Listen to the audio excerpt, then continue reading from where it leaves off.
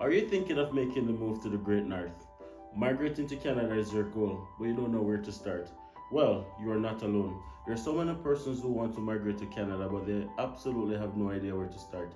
In today's episode of Your Views podcast, we're going to take an opportunity to not only share our own experiences of moving to Canada, but we're going to share some tips, advice that you can use to also start your journey towards Canada and also share possible ways that you can migrate to Canada.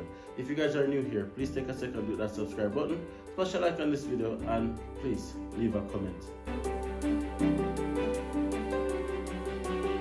Hey guys, welcome back to another episode of Your Views podcast. You're joined today with Dems. And Nats. You're today with another reasoning, another conversation for you guys. And we're so excited about today's conversation because today's conversation is geared towards helping people towards Canada. And that is what we do. But before we get into it, Nats, how are you doing today? I'm great. So last night was date night. I'm surprised that you were able to wake up in one piece this morning. Did I tell you that I'm in one piece? That's a very interesting observation. That's actually true. So last night we did go out on date night and we had a lot of fun. We got to our bed a little bit later than usual.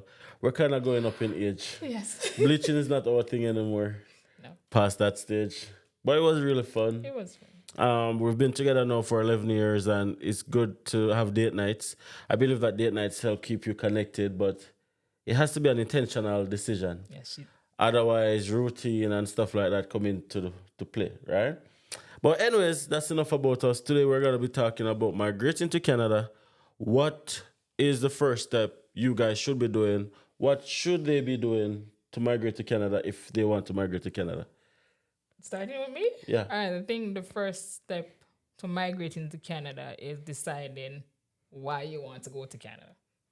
That's a very good point to start because Why? Because migrating to Canada is a mental decision. The process is a bit overwhelming sometimes.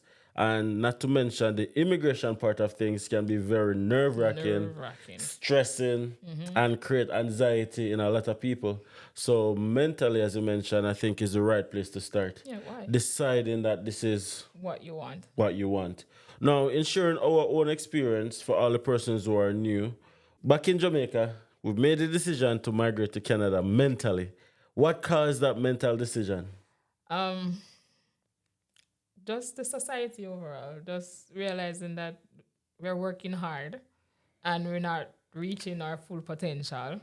We're not making ends meet. It's just a regular middle class, I would say, life that we were living. And we're saying, okay, how can we get out of this class, basically? And it was like you're pushing, you're working hard, and you don't see any way. So the question then is, why Canada? Because, of course, America is known as the land of opportunities. Why Canada rather than America, mentally? Honestly, I have family in America as well, but because I have relatives that are closer in Canada at the time, I was like, yeah, it's the best place to go because I can transition easy. So I'm like, why not? Oh. Why not? So fast forward, having migrated to Canada now 5 years, do you think you have made the right decision migrating to Canada rather than another country? Best decision of my life. Well, I second that 100%. So if you guys are thinking of migrating to Canada, it starts with a mindset. As Nat rightfully said, back in Jamaica, we were working and we were working very hard. But it's almost like it doesn't matter how hard you work, you are stuck in one level. And if you have ambition of accomplishing more things in life, it's very hard, possible, but very hard to accomplish some of those things at the stage of life that we were at. So Canada was the goal, Canada was the dream, and we decided that we wanted to make this transition. Now, in deciding to make that transition, what was the first thing you did, right? No, before I get into that, guys, I should have made this disclaimer. This is not legal advice. And we're not immigration consultants, affiliates, lawyers, anything of the sort. But what we do is, what we have is experience that we have been through the process, and we know many persons who have been through the process, so we're just sharing our experience with you guys, right? Back to you now. So mentally, we've made the decision to migrate to Canada. What was the first step towards migrating to Canada? Apart from the decision in your brain.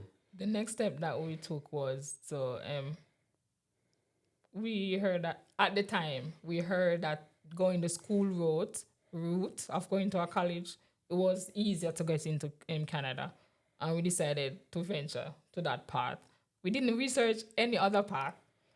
At the time. At the time, we didn't. Because we heard from persons that was in our circle or a person that we knew that the quickest way to go to Canada is go to school. And we're like, okay, let's do this. And we went that route. And this was 5 years ago, so Yes. things was a little bit more easier than it is right now. So at the time, studying in Canada was the pathway that we decided to take. So after making decisions in our brain, we decided that we're gonna migrate and we're gonna go and we're gonna study. But initially, Nats was the one who was supposed to go to school. A lot of persons don't know this, and Nats actually did apply to school. I did apply. Yeah. Yeah, but she never get accepted because she don't have CXC maths, and the program that she applied for needed CXC maths. And then that's how I ended up now being the one who actually went to school or applied at the time to go to school. To be honest, it's a very overwhelming process when you don't When it's know new where to to you. start. Yeah, When when it's it's new. new. Migrating to Canada can be a very overwhelming process. But what we can say, guys, is once you're in the process, it becomes easier. It's not as overwhelming as it seems at first. And do you need an immigration consultant? No, you No. don't. It's So you're saying that some persons actually need immigration consultants based on them circumstances. Yes. Why would somebody need an immigration consultant? if you have a criminal record Fair. and you want to go to Canada, that's one I can think of. And based on the complexity as well. Yeah.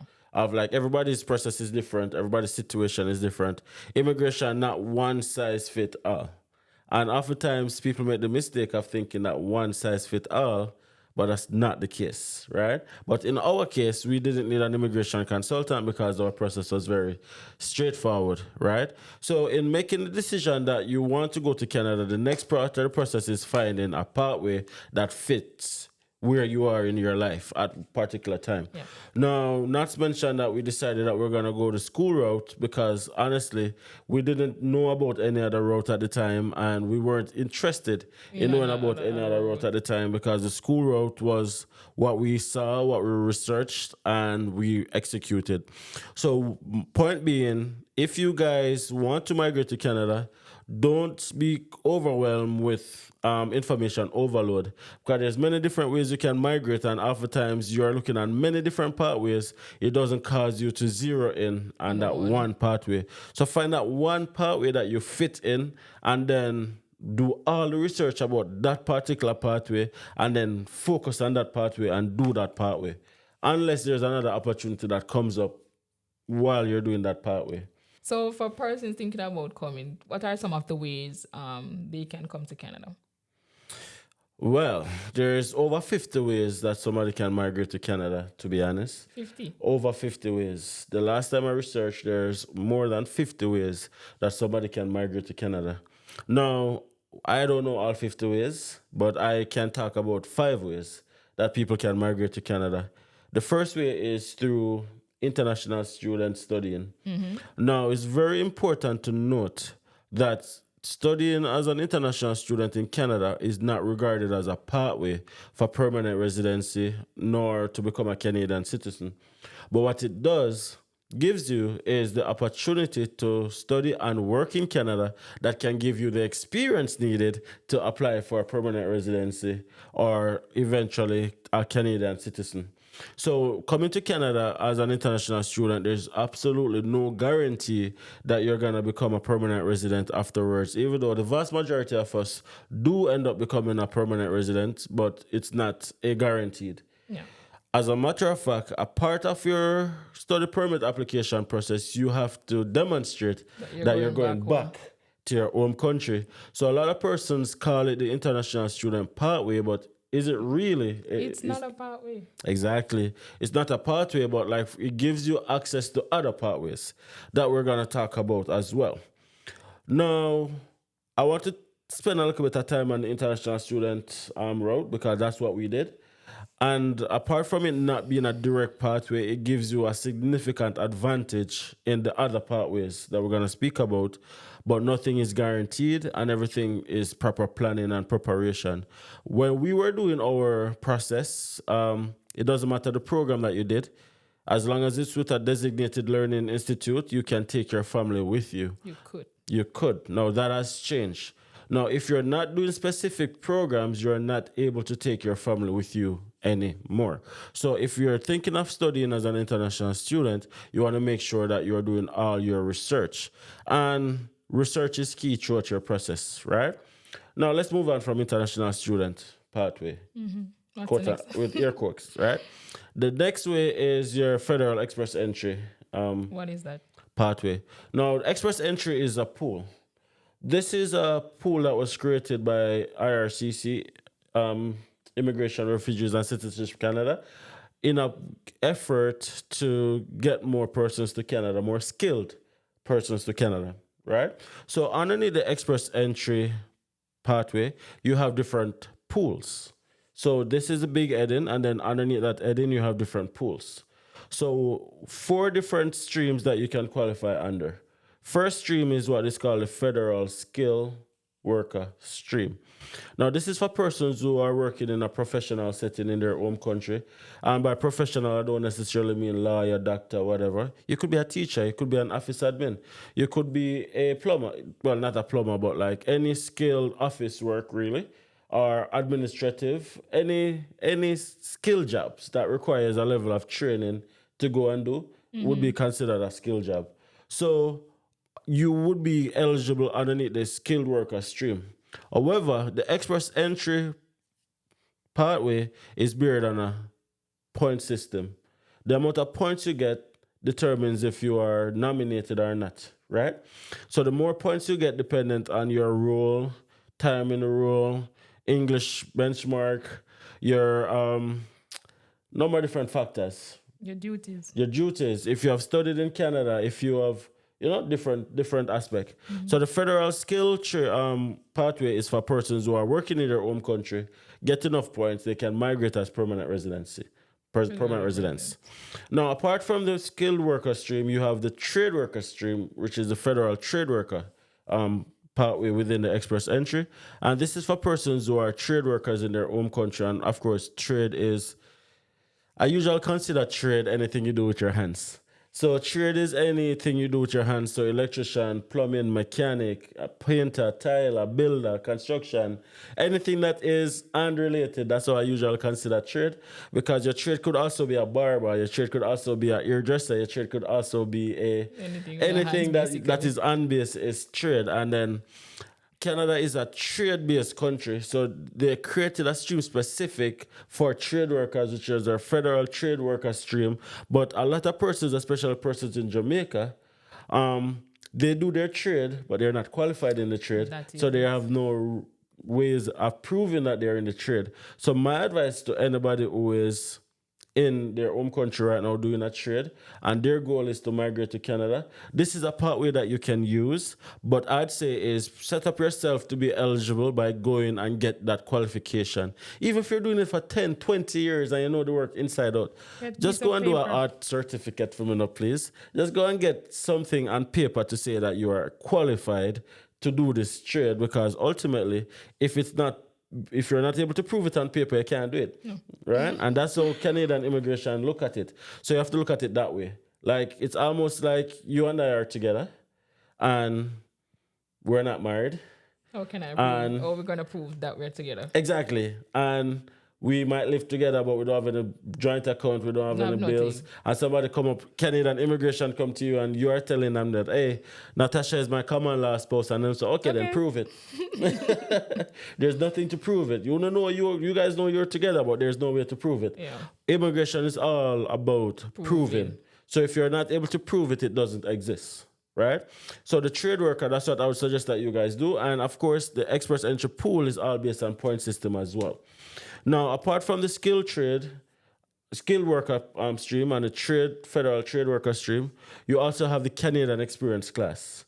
Now, the Canadian experience class, this is specific for persons who already have Canadian work experience as a temporary resident, right? So remember I talk about the international student pathway is not necessarily a pathway, but So it gives that you access access to to that one. other pathway. Canadian experience class is one of those ways that it gives you access to.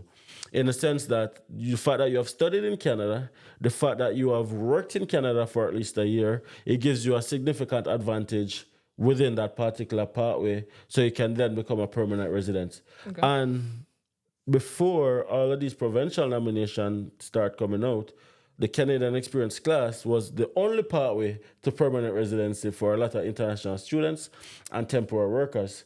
And then that lead me now to the fourth part of the express entry pool, which is your provincial nomination. Provincial nomination is when a province look at you through the your experience and stuff in their province and say, I want that person to apply for permanent residency from my province. And then they give you what is called a invitation to apply. And then you apply and then you get accepted and then you get your provincial nomination and then you apply for your permanent residency through express entry underneath provincial nomination. Because once you get a provincial nomination, you get an extra 600 points. And this might be a very high level conversation for a lot of persons, but we're trying to make it like as simple as possible. Yeah. So you get an additional 600 points that gives you a significant advantage, and then ultimately you'll get an invitation to apply from IRCC, and then you're going through the gate. And then you're going through the gate. So that's the express entry pathway in a nutshell. So what would you advise person to do? No, they're like say a manager or a insurance broker or something like that. What pathway would you what is the step for them?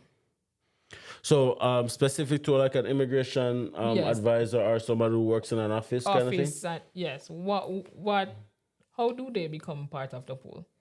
So the first thing you want to do is to prepare yourself to go into the pool. So there are certain things that you have to get done in order to be not necessarily eligible, but get enough points. One of the things that you have to do is if you have any goal of joining the express entry pool, get your English test done. Now your English test results last for 2 years. So in Jamaica and many other countries, the IELTS is the English test that Canadian immigration observe or take notice of. So you want to make sure that you do your IEL test or IELTS as it's called. So you get that done, right? You get that done. That's the first step. Get your English test done. The other thing you want to do is to get your qualifications verified through a body that's called WES.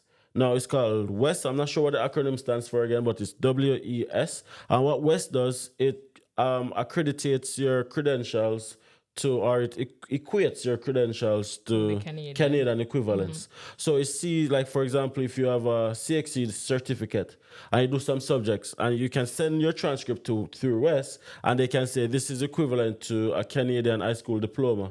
For example, if you did a bachelor's or diploma in your home country, you can get it verified to say that, hey, it's equivalent to Canadian equivalency, right? So you do those things that you can do right now. You get those things done.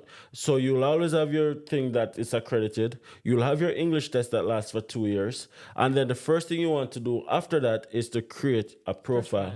So you go on what is called a GC key. You create what is called a GC key account.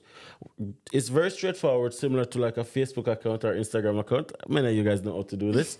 So you go in and it asks you a series of questions, and then it gives you your eligibility criteria. And then once you create that profile, it asks you a series of questions in terms of your English test score, how long you've been in your role, and then it allots a specific amount of points, and then it shows you under what stream you're eligible, right? Now, it's very important to know that your express entry profile underneath the GC key is free. It's free to create the profile, and it lasts for a year, right? So if you don't get nominated within the year, you can just do it again. Yeah.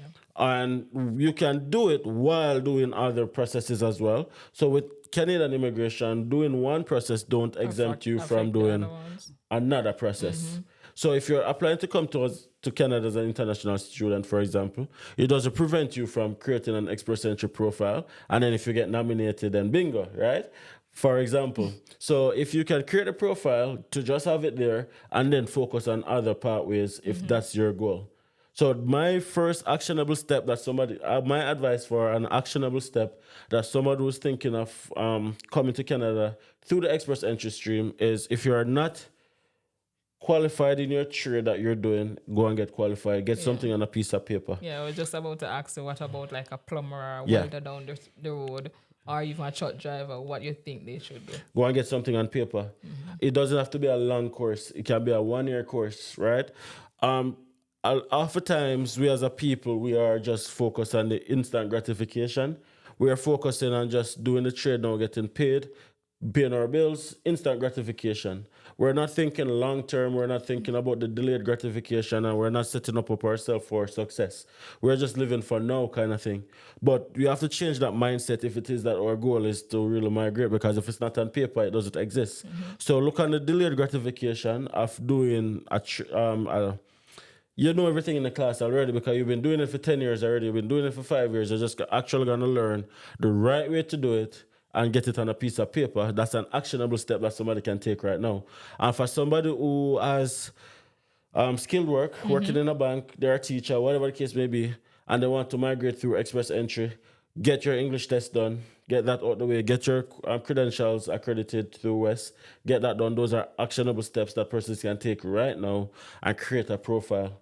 Have the profile there and you might get nominated. But if you're in healthcare especially, like these are in-demand field, construction and healthcare are things that Canada is looking for specifically right now. And there are nominations going out almost monthly now for invitation to apply. So I'd say that these are actionable steps that you can take. And then the Canadian experience class is a little bit different because there are most times the persons are already in Canada.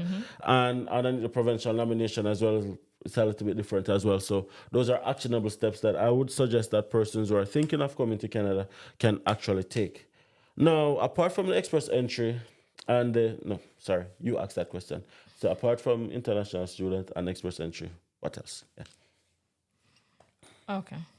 So apart from express entry and international student route, what are other ways that a person can come to Canada? Okay. Suppose a person just wants, like, I just want to work. I want to go to just applying for work and get it and start my life in Canada. What would be your suggestion? Okay, that's a very good question. And I'll answer that question by using a movie reference. Have you ever watched that movie called Blood Diamond? Where Yeah. I don't remember that very famous actor's name. He was digging up diamond and find a big piece of diamond and he had to put it in his Yeah, I pocket and remember then it people clearly. trying to rush him. Looking for a job in Canada is similar to looking for a diamond. It's hard, right? Like you gonna dig, and then you come up with mud, nothing, nothing. And then once you bingo, it's like getting that big piece of diamond, right? It's the same analogy. Now, for persons who want to come to Canada through finding a work, I'd like to say that it is possible, but it is just like looking for diamond. It's very hard to find a job in Canada from outside of Canada, especially when there are so many temporary residents now in Canada looking for jobs. Now, before, a couple of years ago, like probably when we came or a little after we came, it was a lot easier because there were a lot less temporary residents here who wanted to find a job in order to either extend their stay or to even matriculate to permanent residence.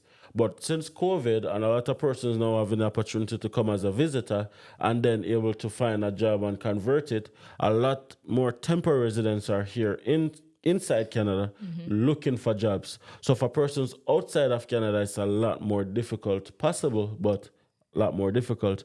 So my advice to anybody who's looking to come through that pathway is one, don't look into the populated areas because oftentimes that's where there's a segmentation of temporary residents. Look in areas where nobody no want to live. Sounds away, but look in areas that nobody wants to live because those areas are areas that usually have employers who are desperate for employees.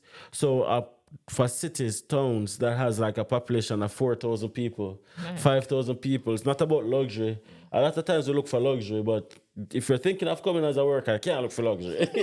It's simple. You cannot look for luxury because you're competing with thousands, People millions of that's other already people here. who are already here Yeah. who wants to be in those populated areas. And want those jobs. So you now have to pretty much look for areas that nobody wants to go to in order to give yourself a good chance of getting that job. And that works for a lot of people. That's Right? true. That works for a lot of people. I'd say there's opportunities to get jobs in Canada. Once you get a job offer in a specific field, you can get permanent residency very fairly quickly as well. So it's very important to know that as well. And it's a short-term pain for a long-term gain. So be open to going to smaller communities, small communities, and know that it's just a means to an end. Look for provinces that are not necessarily in demand as well. Provinces like Newfoundland, big up my new face, big up my new face. I know you guys are growing, and all the persons who migrated back in the day because there was nothing going on in Newfoundland is going back. I know all of this, but Newfoundland is still one of the least populated provinces in Canada and Atlantic provinces in general. Yeah. So Newfoundland, Prince Edward Islands, Nova Scotia, these are provinces that are really struggling to compete with the bigger provinces, the Alberta, the Ontarios. Sorry, the Alberta. Did I say Alberta? Yeah. Yeah, right. So the Atlantic provinces is definitely an area that they can focus on, and also the Northwest Territories, the places where people don't want to live.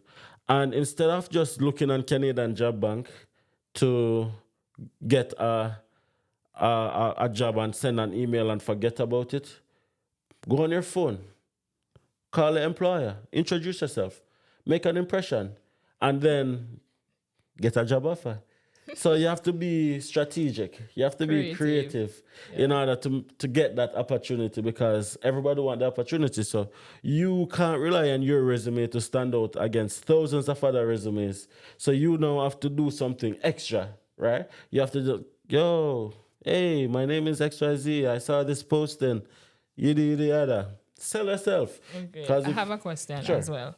So, what advice would you give to someone that is here already in Canada, that is on a visitor's visa, that is looking for that job?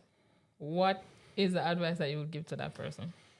Similar advice I would give to them. If you're looking for an opportunity to stay in Canada, the first thing you guys need to do is to make sure that you have all the information that is specific to your case, in the sense that what province you're in, what pathway can you use to convert, what are your opportunities. You want to make sure that you know all of that. You want to make sure that you have every single information intact. And once you have all of those information intact, you know that, okay, then if I'm looking for an LMIA job, or if I'm looking for a job underneath the rural renewal stream, or if I'm looking for a job underneath the rural and northern immigration pilot program, or the Atlantic immigration program. Again, these are actual tips I'm giving you guys. So write it down. Rural and Northern Immigration Pilot Program gives the opportunities to smaller communities in Ontario, Saskatchewan, and I think northern parts to actually employ foreign nationals and get provincially nominated. Rural Renewal Stream is specific to Alberta, and the Atlantic Immigration Program was once the Atlantic Immigration Pilot Program, but it's no longer a pilot program, it's now a program.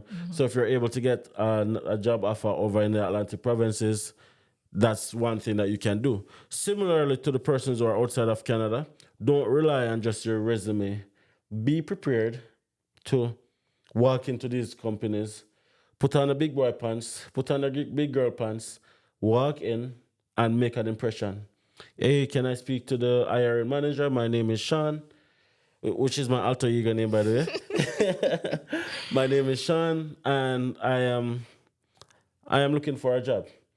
And be open, be transparent, and ask for the opportunity. One of the things that I think people really underestimate is how much Canadians want to help you come to Canada. So if you're able to actually go into a business place and make an impression, oftentimes you're gonna get that job offer, because there's a lot of friendly Canadians who genuinely wants to help people, especially into the smaller towns and the smaller communities. So understand that it's a different culture you're in, so you have to be open to learning to do things differently, and be willing to unlearn and relearn. We say that all the time. So if you're here already on a visitor's visa, best advice I can give to you, left a big city. I say it all the time, but people always message me, oh man, I'm in Toronto, I can't find a job. I'm like, do you think? Oh man, I'm in Calgary. I'm like, You think? Oh man, I mean, I don't know what it is with persons who want to migrate as a visitor and big cities. It's the appeal, is what you see back home. That's what they're gravitating. But it's not gonna work. It don't sink in as yet. So that would be my advice. And then as you realize it's not gonna work and you move to the smaller cities, go into these businesses and definitely make an impression. And that's oftentimes how you get a job to migrate to Canada as an international or a person on a visitor's visa. Make them love you, basically. Make them love you. Make them love you. That's what it is. Make them love you. So apart from the international student, air quotes again, pathway, express entry, finding a job, right? One of the ways that persons often don't talk about is finding a spouse. That's a lot. That people do talk about that. Really? Yes. I don't think I've heard much persons talking about finding a spouse and migrating to Canada. Really? Yeah. I think back when you were in Jamaica. Really? Where do you remember seeing that? Really? You have never heard persons say they want to find somebody to marry them? Yeah, but as an actual, no, I wouldn't say pathway, but as an actual way to migrate, I don't see a lot of that happening in Canada, like as how I see it in the States, right? Like for example, like I don't like if a person is together already and one person migrate and then they take over the other person, that happens quite a lot. But like for somebody in Jamaica to find a Canadian spouse, and I don't see that happening a whole lot. Okay. I don't. You know something I don't know? You know something that I don't know? Because but that's actually like a genuine way that you can actually migrate to Canada as well. If you are able to find a partner, if you're able to find a partner, start a family, settle down, and actually find love, that's a way that you can definitely migrate to Canada. And yeah, I was gonna say that there's a lot of single people in Canada, but I mean there's a lot of single people everywhere in the world, so I can't single out Canadians and say there's a lot of single Canadians, right? But there's a lot of single Canadians, so shoot a shot. Who knows? Join. Just be genuine. Join what name? What? Tinder. Join Tinder and shoot a shot. Swipe to the left. Sorry, swipe to the right. Which way swipe again?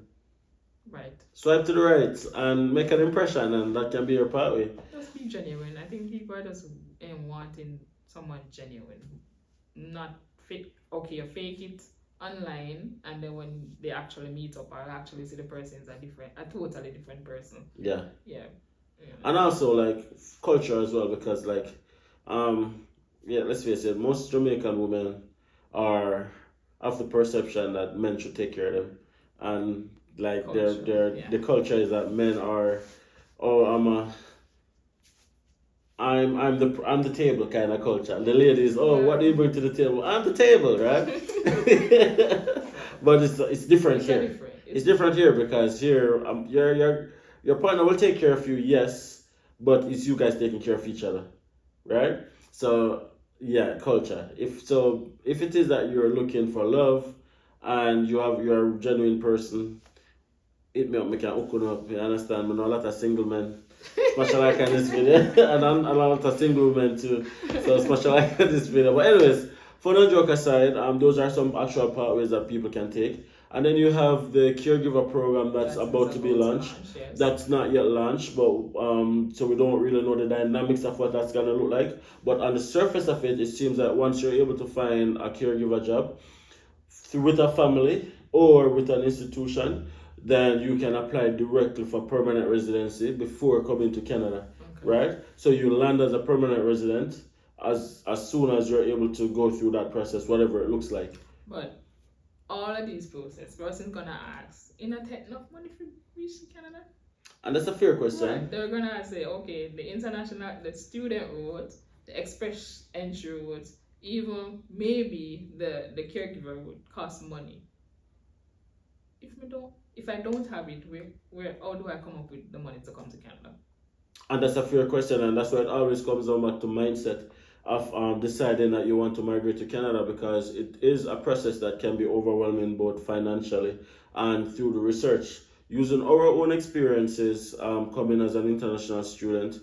We didn't have a lot of money when starting the process, and we even got married that year. We ended up spending a lot of money on our wedding and all of those things. So one of the things that we had to do was to be very creative in coming up with the funds. We started selling furnitures that we didn't need, right? In addition to that, kept cake sale, fish fry, whatever things we could have done. Driving lessons. Big up to all of the persons who are part of them's driving institute. If you know, you know.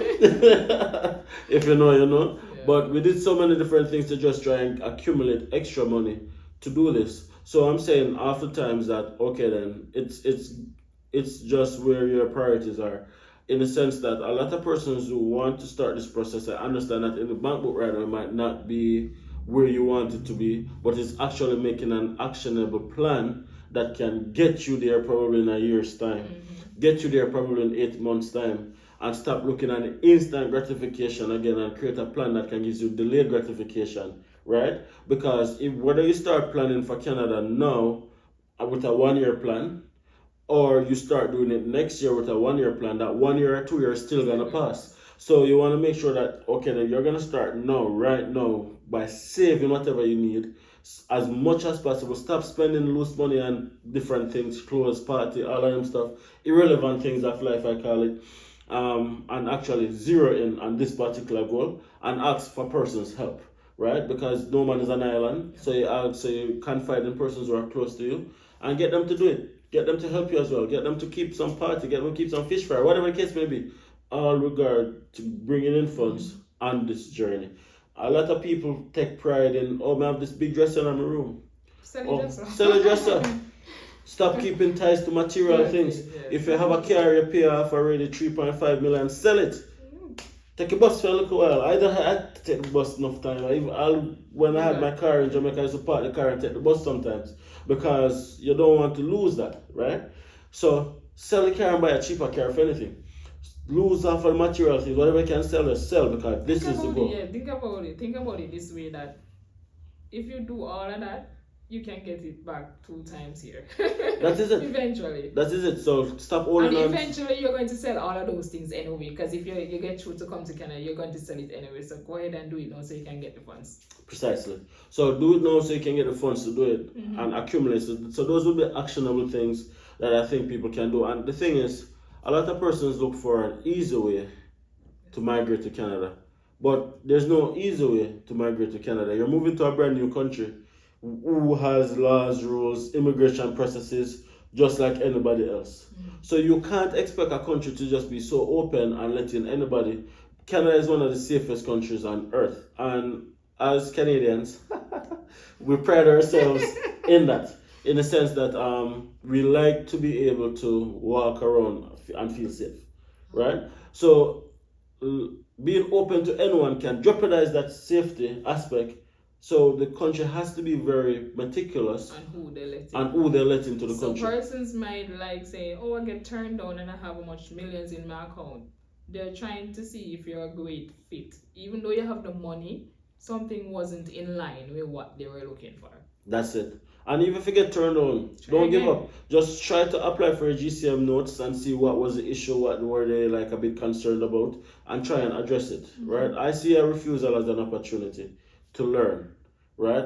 We have a video coming out very soon where we are going to share the experience of somebody who we know personal, who was declined 5 times for a study permit and she got approved on her 6th attempt. You guys are going to want to stick around and watch that video. It's going to be coming out in another couple of weeks. So I'm very excited about that. But as you rightfully said, they want to make sure that you're a right fit, because you have to be able to integrate into the society and function as a part of the society.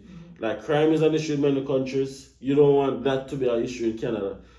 Like so many different aspects, right? So they're looking on all of these things. So you now have to make sure that you are putting yourself in a position to be a right fit. Yeah. Right? So that's what we would say is there's no easy way, there's no easy pathway, but it's once you're able to follow the processes, you'll be fine. Once the process seems overwhelming at first, But how do you eat an elephant? One bite at a time. One bite at a time. Like in our process of applying to come to school, we didn't use an immigration consultant. We did everything on our own. We did research, like Nats was doing most of the in-depth reading and stuff. And I was doing a lot of watching videos, and like we're just a team just making like doing as much research as possible to make sure that we knew every single aspect of a study permit application, like from what are some of the things that cause the application to be accepted and what cause it to be refused. Like we are researching like study Pros permit and refused. cons, what is not, what is to be, what not to be. And your research should start, your first research should start on the IRCC website. Start right there before you go to YouTube channels. Get the right information there, and then when you go to YouTube channels, you kind of filter what persons are saying. Because there's a lot of information out there, and some of them are not correct. Yeah, we have heard some information. We're like, No. what are you talking about? So, absolutely. The IRCC website is your encyclopedia of information, but a lot of the information on the IRCC's website is very high level. So sometimes persons just want it to be broken down in layman term so they can understand, but try to read with understanding and try to make sure that you're not just relying on YouTube videos as not said, but you're reading it and you're trying to understand, and what you don't understand, guess what guys? You can always call IRCC. And when you call IRCC, they are more than willing to give you the information on a low level so you can understand. Ask any question. Ask any question whatsoever. Any question and they will For answer. free. So if you read something on the IRCC website and you don't understand, it's a little bit confusing, you can always go and call them and they'll break it down for you, right? Yeah. So that's an advice that we'll give you guys, that hey, start with IRCC website. You can watch YouTube video and make sense of what what people are saying. Yeah, trying to filter. But what you're unsure about, IRCC. And also, don't judge your journey based on somebody else's journey, because everybody's immigration process is different. Some persons don't tell about the struggles and challenges that they face throughout their process. And some persons make it seem easy. And some person might have an easy process genuinely. Yeah. And some person might have a hard process. Everybody's journey is different. So don't judge your journey based on somebody else's journey. Know that your journey is your journey. And that's it. Nobody else can have your journey, right? So those are some very useful tips I think that we can share, where you guys can start, where you guys can look into, and just genuinely what you guys should be doing if migrating to Canada is your goal. Now, what I would like to say is things don't get cheaper, things get more expensive. So if you're looking at what it is right now, just as a lot of persons was looking at it last year and the year before and saying it's so expensive, it's so expensive, it's so expensive, it's so expensive. Or some persons put it off like I've realized that some persons can do it now, but they put it off to, I'm going to do it next year. Okay, fine, I'll do it next year. Immigration is and then when always next changing. year comes, it's a total different process. Immigration is always changing. So if it's your goal right now, if you're in a position to do it right now and it's your goal, go ahead and do it, right? But as I was saying, things are always getting more expensive. So what it is right now, as expensive as you think it is right now, it's easier to come up with the funds right now than next year where it's going to be more expensive. So if this is your goal, create an actionable plan right now to get those funds. Yeah. That's what my suggestion would be, because when I just came to Canada, I thought that was expensive, but the proof of funds that we needed to show was only $10,000, and my school fee was only $6,000 for the year. I think it was $8,000. To be fair, I think it was like $8,000. Yeah, it was like $8,000 for the year. That was back in 2019, and living expense was $10,000. Now living expense is $20,000, double, and school fee is over $20,000, double. So, imagine if I had waited. No, just say. We wouldn't be in Canada. And you know what? The year is still passed regardless. So look at it that way. If you start now with a 1-year plan, you're probably going to be in Canada next year. But if you don't start now and you're planning on, I'm going to start next year, the year is still going to pass. Yeah. And guess what? And this is the best advice I can give you guys as we wrap up this video. Before I share this advice, I want Nats, do you have anything else to share? Step 1, research. Find out the pathway that you want to take. In-depth research and just go ahead. Coming up with the money. I believe, as we spoke about, you spoke about the ways of coming up with the money. Persons have resources that they don't tap into. Go ahead and tap into those resources, get the funds, and make your dream come true. That's it. No shame in it again. No shame. The last advice I'd like to share, and I specifically leave this one for last because I need you guys to understand this. No one is coming to save you. Only you can do this. A lot of times we're in situations and we're waiting on some form of miracle to happen to change our situation, or some form of miracle. I'm going to go to my bed right now and I'm going to wake up in Canada or the US, whatever your goal is. I'm going to win the lotto, whatever the goal is, whatever you're thinking.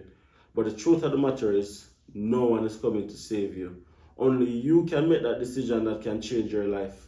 Nobody can make that decision for you. No one is coming to save you. Only you can save yourself.